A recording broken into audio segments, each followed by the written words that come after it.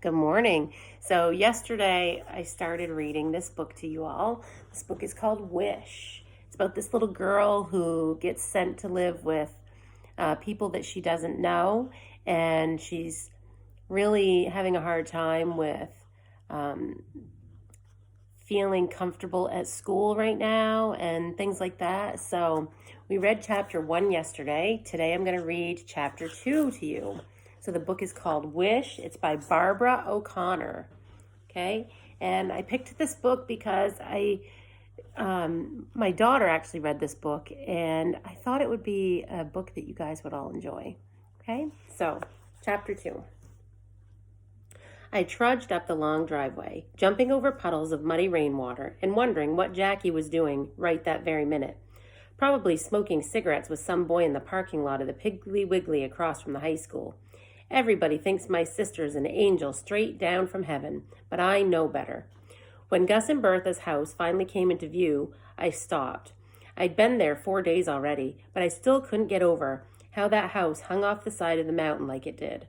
The front of the house sat smack on the ground with flowering shrubs nestled right up against it, but the back was on stilts, stuck into the steep mountainside. On top of the stilts was a tiny porch with 2 rocking chairs and window boxes full of flowers perched on the railing. On my first night in Kobe, Gus had dragged a kitchen chair out there for me after supper. Bertha had asked me about a million questions, like what was my favorite subject in school, and did I have a lucky number? Did I want to go swimming at the Y sometime? Did I like boiled peanuts? But I just mumbled and shrugged till she finally stopped. I was too mad to talk. What was I doing there on that porch with these people I didn't even know? I felt like I'd been tossed out on the side of the road like a sack of unwanted kittens. So the 3 of us sat in silence, watching the sun sink behind the mountain and the lightning bugs twinkle off and on among the pine trees. I'd spent the next 3 days trying to convince Gus and Bertha that it was dumb for me to go to school since it was almost summer, but the next thing I knew, I was sitting on that bus full of hillbilly kids on my way to school. "Hey there," Bertha called from the front door as I made my way across the yard. A fat orange cat darted out from behind the garden shed and trotted along beside me. Gus and Bertha had a whole passel of cats, sleeping under the porch, sunning on the windowsills, swatting bees out in the garden. I went inside, dropped my backpack on Gus's tattered easy chair. The smell of warm cinnamon drifted through the kitchen door. "I made coffee cake," Bertha said. "I wonder why they call it coffee cake. Not a drop of coffee in it." She held the door open for the cat to come in. "Oh, I know. I bet 'cause you're supposed to drink coffee when you eat it. You think? Well, anyways, who cares, right?" It had been clear to me that from day one, Bertha was a talker, not like her sister, my mama, who went for days without saying a word. I had been surprised when I saw how much they looked alike, though. Same mousy brown hair, same long thin fingers, even the same crinkly lines along the sides of their mouths. I sat at the kitchen table and watched Bertha cut a thick slice of coffee cake and put it on a paper towel in front of me. Then she pulled her hair close to mine and said, "Tell me every little thing about your first day. Your teacher, the other kids, what your classroom looks like, what you had for lunch, what you did at recess, every little thing." "Some girl ate a squirrel sandwich," I said. Bertha's eyes shot up. "A squirrel sandwich? Are you sure?" I licked my finger and pressed it on the paper towel to get coffee cake crumbs. I nodded, but I didn't look at her when I said, "I'm sure." A small gray cat sat on the kitchen counter grooming himself. I wondered if that was the one Howard had given them. Bertha picked him up and kissed the top of his head. "Charlie don't want cat hair in her coffee cake, Walter." Then she gently put him down on the linoleum floor. His tail twitched as he watched a line of tiny ants marching from under the sink to a dark spot of something sticky by the stove. "And there's an up-down boy in my class," I said. Bertha cocked her head. "What in the name of sweet Bessie McGee is an up-down boy?" She snapped a brown leaf of a plant on the windowsill and tucked it in her pocket. "This boy named Howard who walks up and down like this." I walked like Howard around the kitchen table. "Howard Odom," Bertha said. "Bless his heart. Good as gold, that boy is. Don't bat an eye when kids poke fun at him, calling him names like Pogo." She shook her head. "I swear kids can be so mean sometimes." "Pogo?" "Yeah, like pogo stick."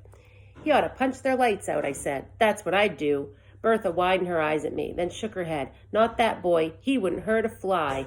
All them Odoms are like that. Good-hearted. Kind of wild sometimes, those brothers of his, but good-hearted. She brushed crumbs off the table and tossed them into the sink. Shoot, just last week, 3 of those boys were over here helping Gus replace them boards on the porch that got eat up with termites, and they wouldn't take 1 penny. We sent them home with a burlap bag full of turnips, and they were happy as clams. Turnips? Any kids who are happy about a bag of turnips must be weird, if you ask me. Bertha sat at the table beside me again. So what else, she said. Tell me something else about school. I shrugged. I wasn't going to tell her about that getting to know you paper dropped onto Miss Willoughby's desk like a hot potato, or about how Howard being my backpack buddy, so I just said nothing. Nothing? Nope. Bertha slapped her hand on the kitchen table. I almost forgot, she said. I got you something. She motioned for me to follow her down the hallway to the tiny spare room where I'd been sleeping. Ta-da! She flung her arm out and grinned. I followed her gaze to the narrow bed in the corner. Propped up against the wall were 2 pillows in pink pillowcases with Cinderella on them. I realized this morning that this room don't look one bit like a little girl's room, Bertha said. So I went down to the big lots and got those pillowcases. I was going to get the matching bedspread, but it was a double and not a twin. I might go back and get this fluffy pink rug they have if I can get Gus to help me move that bureau. And I know I need to get my canning jars out of here, and that old TV don't even work anymore. But she rambled on, but I didn't even listen. Cinderella pillowcases? She must think I'm 5 instead of almost 11. She sure didn't know much about kids. That afternoon, Jackie called from Raleigh. She told me how Carol Lee's cousin came to visit and gave her a cashmere sweater she didn't want anymore. And Carol Lee's daddy was teaching her how to drive since Scrappy never would. She said she was thinking about putting blue streaks in her hair and that some boy named Arlo was taking her to a NASCAR race down in Charlotte. She was so busy telling me about her happy life that she didn't even ask me what it was like living in Kobe with hillbilly kids who eat squirrel. After we hung up, I went back to my room and laid on the Cinderella pillows and felt sorry for myself. How could Jackie be so happy? It seemed like she didn't care one little bit about me anymore. I bet Scrappy didn't care about me anymore either. I bet he was so busy playing basketball behind the tall fence at the county jail that he didn't even think about me up here on this mountain in a house full of cats with these people I don't even know. And I knew for sure my mama wasn't thinking about me as she shuffled around the house in her bathrobe, all red-eyed and stoop-shouldered. I was definitely going to have to go out on that porch tonight and wait for the first star to come out so I could make my wish again. Maybe 2 in one day would do the trick. Okay, there's chapter 2. Thank you for watching, and I will read chapter 3 tomorrow. All right, have a good afternoon. Miss you all. Bye.